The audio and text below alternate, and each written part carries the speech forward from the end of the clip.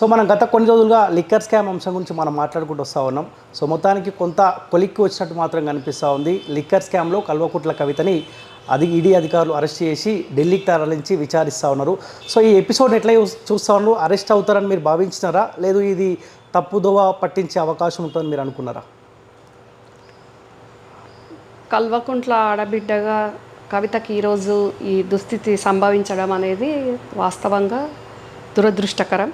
కాకపోతే ఈ అరెస్ట్ ఖచ్చితంగా జరుగుద్ది అనేది నాకు తెలుసు. ఎందుకంటే వాళ్ళు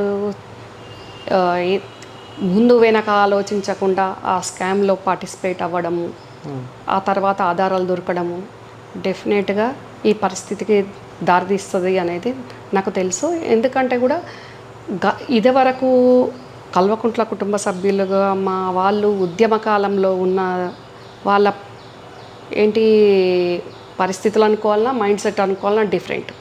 ఎప్పుడైతే కేసీఆర్ రాష్ట్ర ముఖ్యమంత్రిగా అయిన తర్వాత మొత్తం ప్రభుత్వాన్ని, పార్టీని వీళ్ళ చేతులకు తీసేసుకొని ఇంకా మేమేం చేసినా నడుస్తుంది అనే దాంట్లో ఈ రాష్ట్రం తెలంగాణ రాష్ట్రానికి పరిమితం కాకుండా ఢిల్లీలో కూడా మరి అక్కడ కూడా ఇలాంటి పాలసీల్లో ఎంటర్ అయ్యి డెసిషన్ మేకర్ అయ్యి ఈరోజు పాలసీ మేకర్ గుండి ప్రిజన్కి వెళ్ళే పరిస్థితి వచ్చింది. మరి ఇలాంటి అంటే కవితకి ఎప్పుడు ఏదో లాక్మీల తప్ప ఈ లిక్కర్ వ్యాపారం చేసింది ఎవరు లేరు మా కుటుంబంలో.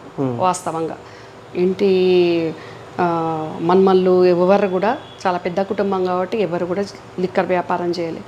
ఓన్లీ ఫస్ట్ నుంచి మా హస్బెండ్కి ఒక్కరికే లిక్కర్ బిజినెస్ ఉండేది, ఆయన ఒక్కరే. ఎప్పుడైతే ఆయన కూడా లిక్కర్ ప్రొవిషన్ వచ్చిందో ఎన్టీఆర్ గారి టైంలో అప్పుడు ఆయన కూడా ఆపేసిండ్రు.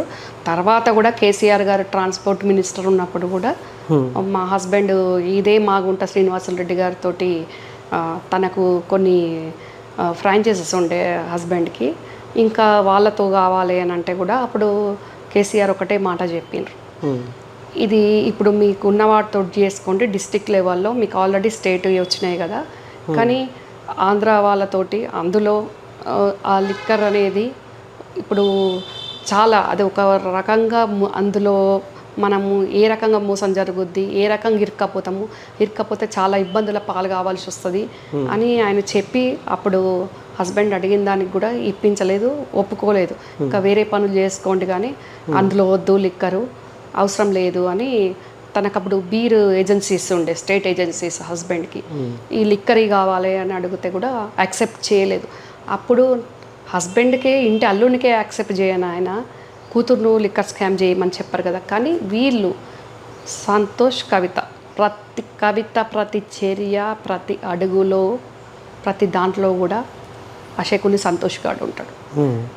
అది ఈరోజు కవిత కటకటాల్లోకి సంతోషి బయట ఉండి ఈరోజు అన్ని రకాలుగా పదవులు ప్రతి రకంగా ఎంజాయ్ చేసింది ఆశకుని గాడు.